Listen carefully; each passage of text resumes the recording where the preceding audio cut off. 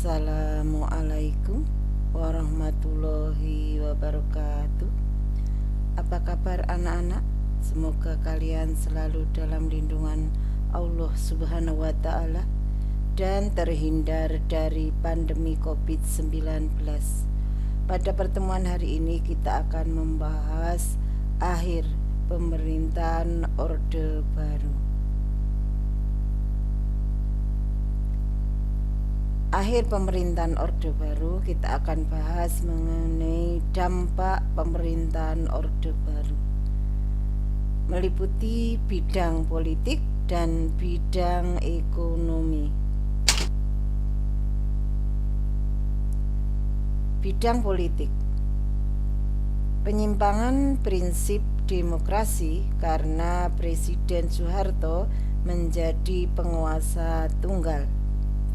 Praktek KKN, korupsi, kolusi, dan nepotisme menjangkiti birokrasi pemerintahan. Kebebasan pers dibatasi secara ketat. Pemerintahan tidak dijalankan secara transparan. Bidang ekonomi, pemerintah berhasil menjaga stabilitas ekonomi. Pertumbuhan ekonomi rata-rata 7% per tahun selama pelita kedua. Indonesia berhasil mencapai swasembada beras. Sedikit demi sedikit Presiden dapat mengentaskan kemiskinan rakyat, sehingga Presiden Soeharto diberi gelar Bapak Pembangunan. Kemudian BUMN menguasai lebih dari 70% aset kekayaan negara.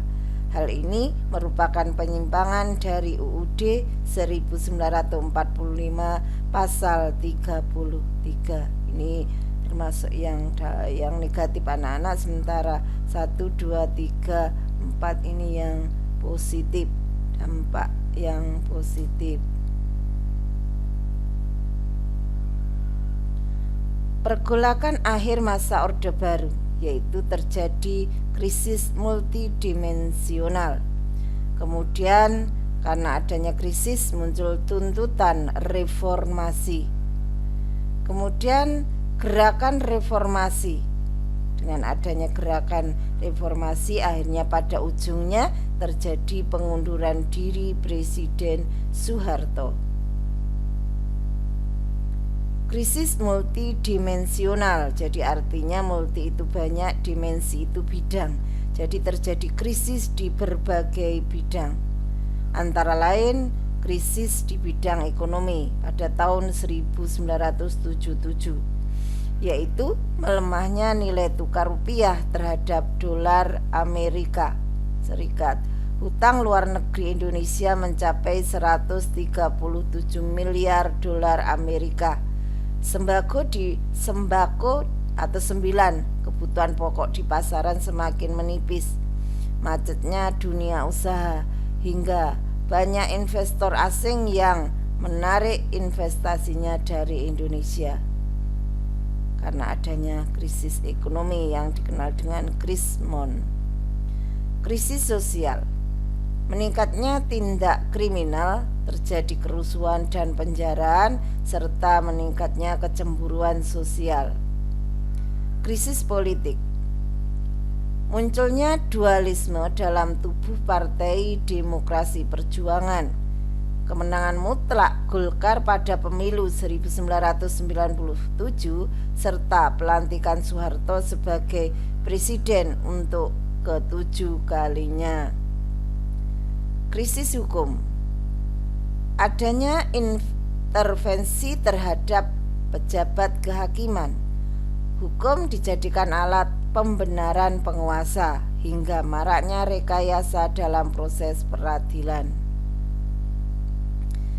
Karena adanya krisis-krisis tersebut, baik ekonomi, sosial, politik, hukum, akhirnya pada puncaknya terjadilah krisis kepercayaan.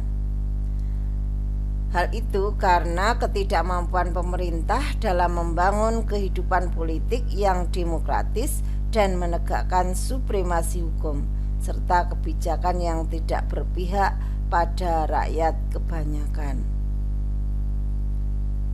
Tuntutan reformasi, suksesi kepemimpinan nasional atau pergantian kepemimpinan nasional. 2. Amandemen UUD 1945. 3. Pemberantasan KKN. 4. Penghapusan dwi fungsi ABRI.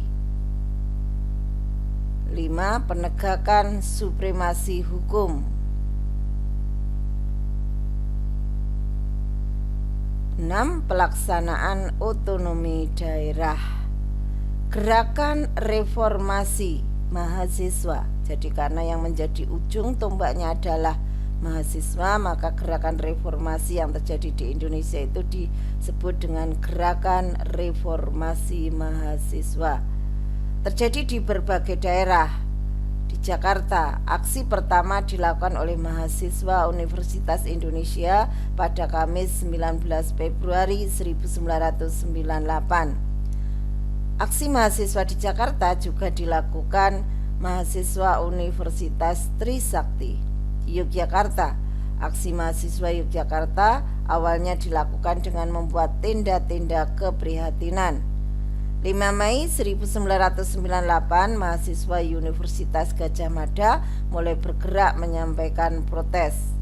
8 Mei 1998, demonstrasi mahasiswa di Yogyakarta mencapai puncaknya. Surabaya, pergerakan mahasiswa di Surabaya dibagi dalam 4 distrik dan Gedung Grahadi menjadi titik tumpul pergerakan Surabaya. Pergerakan massa di Surabaya bukan hanya dilakukan oleh mahasiswa saja, tetapi melibatkan berbagai unsur seperti buruh dan petani. Pengunduran diri Presiden Soeharto. Presiden Soeharto bertemu dengan Wakil Presiden B.J. Habibie dan sejumlah pejabat tinggi negara setelah pulang dari Kairo pada 15 Mei 1998. Pada 16 Mei 1998, Presiden Soeharto bertemu dengan pimpinan DPR, yaitu Harmoko. Harmoko menyampaikan sejumlah tuntutan reformasi dari masyarakat Indonesia.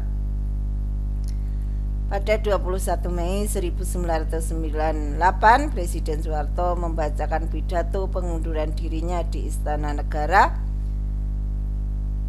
tidak di gedung MPR, anak-anak. Karena apa? Gedung MPR saat itu sedang dikuasai kalangan demonstran. Akhirnya Presiden Soeharto mengumumkan Wakil Presiden B.J. Habibie akan melanjutkan masa jabatan presiden. Jadi Presiden Soeharto mengundurkan diri dan sebagai penggantinya yaitu digantikan oleh Wakil Presiden B.J. Habibie. Di akhir materi, sebuah kata bijak, hidup adalah seni menggambar tanpa sebuah penghapus. Jadi berhati-hatilah dalam mengambil keputusan di tiap lembaran berharga dalam hidupmu. Semoga kalian bisa menggambar hal-hal yang terbaik di kehidupan Anda. Terima kasih, mohon maaf jika ada salah-salah kata. Ibu akhiri billahi taufik wal hidayah. Wassalamualaikum warahmatullahi wabarakatuh.